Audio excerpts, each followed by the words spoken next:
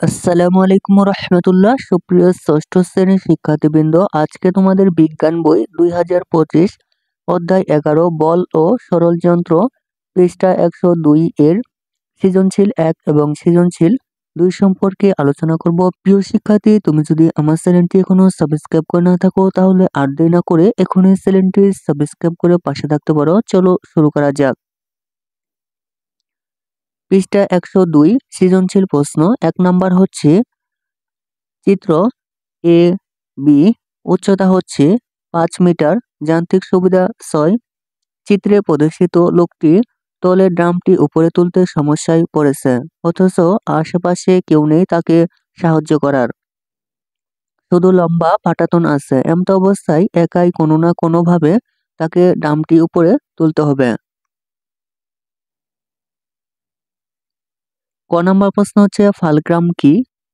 খ নাম্বার প্রশ্ন হচ্ছে সরল যন্ত্র কিভাবে কাজ করা সহজ করে? গ নং প্রশ্ন হচ্ছে এ থেকে বি এর দূরত্ব নির্ণয় করো। ঘ নং প্রশ্ন হচ্ছে লোকটি ড্রামটিকে তুলতে যে ব্যবস্থা অবলম্বন করবে তার সুবিধা আলোচনা করো। প্রিয় শিক্ষার্থী, 1 নং সৃজনশীল প্রশ্নের নমুনা উত্তরগুলো তোমাদের দেখাচ্ছি, তা তোমরা দেখে নিতে পারো। চলো শুরু করা যাক।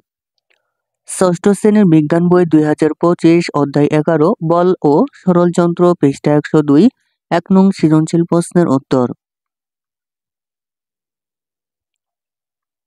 ক নাম্বার প্রশ্ন হচ্ছে ফালক্রাম কি? ক নং প্রশ্নের উত্তর হচ্ছে লিভারের যে শক্ত দণ্ড কোনো অবলম্বনের উপর ভর করে মুক্তভাবে ওঠানামা করে বা ঘোরে সেই দণ্ডটি ফালক্রাম।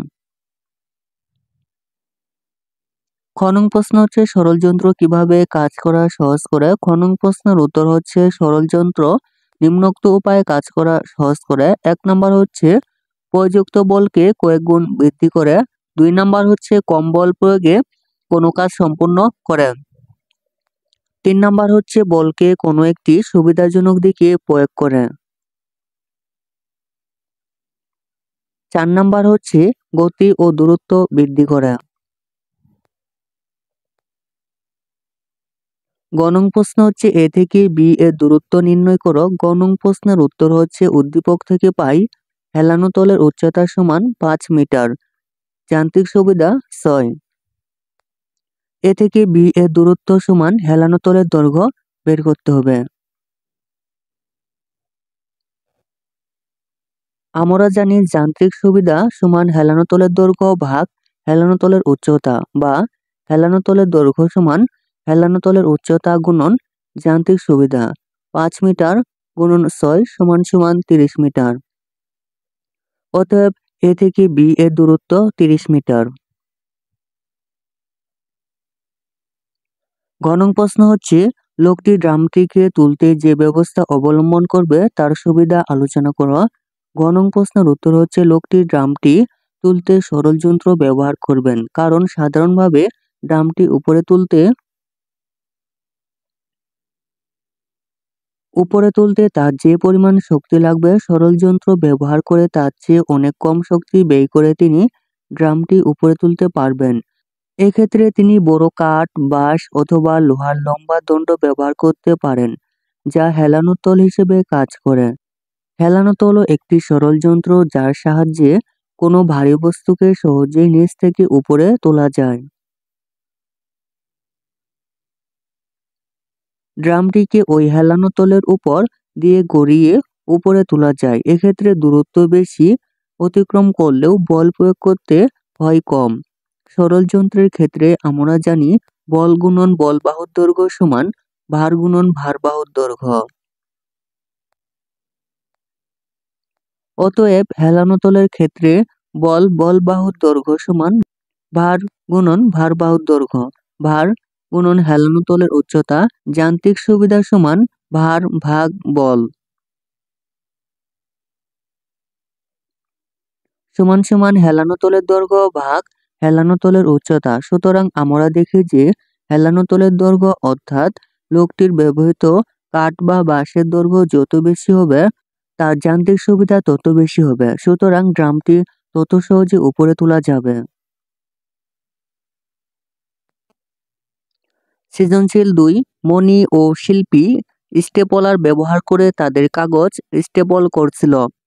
মণি স্টেপলারের সামনের অংশে চাপ দিয়ে কাজ করছে, অন্যদিকে শিল্পী স্টেপলারের মাঝখানে চাপ দিয়ে কাজ করছে। ক নং প্রশ্ন হচ্ছে লিভার কি? খ নং প্রশ্ন হচ্ছে কিভাবে তৃতীয় শ্রেণীর লিভারের যান্ত্রিক সুবিধা বৃদ্ধি করা যায়? গ নং প্রশ্ন হচ্ছে মণি ও শিল্পীর ব্যবহৃত যন্ত্রটির মূলনীতি ব্যাখ্যা করো।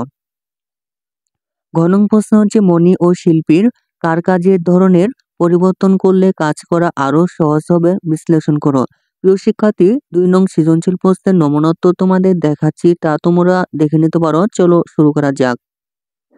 ষষ্ঠ শ্রেণীর বিজ্ঞান বই 2025 অধ্যায় 11 বল ও সরলযন্ত্র, পৃষ্ঠা 102। 2 নং সৃজনশীল প্রশ্নের উত্তর।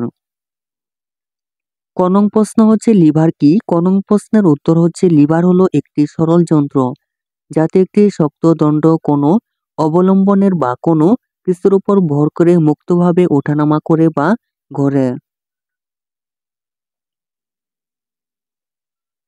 খ নং প্রশ্ন হচ্ছে কিভাবে তৃতীয় শ্রেণীর লিভারের যান্ত্রিক সুবিধা বৃদ্ধি করা যায়?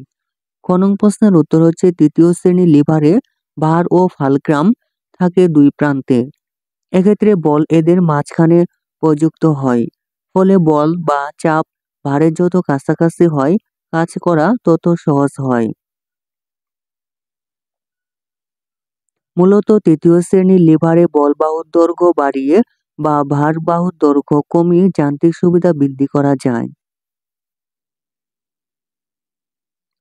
গ নং প্রশ্ন হচ্ছে মণি ও শিল্পীর ব্যবহৃত যন্ত্রটির মূলনীতি ব্যাখ্যা করো। গ নং প্রশ্নের উত্তর হচ্ছে মণি ও শিল্পীর ব্যবহৃত যন্ত্রটি হলো স্টেপলার।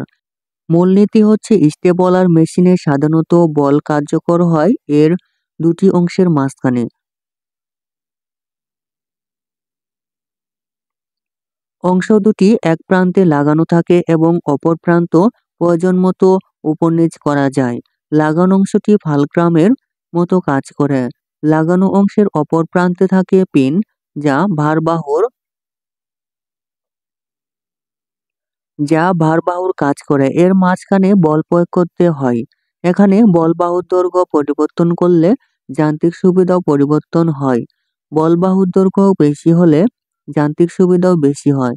স্টেপলার মেশিনের ক্ষেত্রে যত সামনের দিকে চাপ প্রয়োগ করা যায় ততই সুবিধা, কারণ এক্ষেত্রে বলবাহুর দৈর্ঘ্য বৃদ্ধি পায় এবং সাথে সাথে যান্ত্রিক সুবিধাও বৃদ্ধি পায়। ঘ নং প্রশ্ন হচ্ছে মণি ও শিল্পীর কাজের ধরনের পরিবর্তন করলে কাজ করা আরো সহজ হবে, বিশ্লেষণ করো। ঘ নং প্রশ্নের উত্তর হচ্ছে মণি ও শিল্পীর মধ্যে শিল্পীকে তার কাজের ধরনের পরিবর্তন করলে কাজ আরো সহজ হবে। কারণ হচ্ছে স্টেপলারে চাপ বা বল প্রযুক্ত হয় ফালক্রাম ও ভারের মাঝখানে। স্টেপলারের শেষ প্রান্তে থাকে ফালক্রাম আর সম্মুখ প্রান্তে থাকে ভার। চাপ বা বল যে বিন্দুতে প্রযুক্ত হয় তা থেকে ফালক্রাম পর্যন্ত দূরত্ব হল বলবাহুর দৈর্ঘ্য।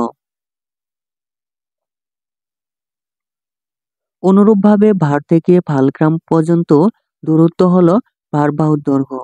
এখন স্টেপলারের ক্ষেত্রে বলবাহুর দৈর্ঘ্য বাড়ানো হলে বা ভারবাহুর দৈর্ঘ্য কমানো হলে যান্ত্রিক সুবিধা বেশি পাওয়া যায়। উদ্দীপকের ঘটনায় শিল্পী কাজ করছিল স্টেপলারের মাঝখানে চাপ দিয়ে, এতে করে পিনের উপর চাপ কম পড়েছিল।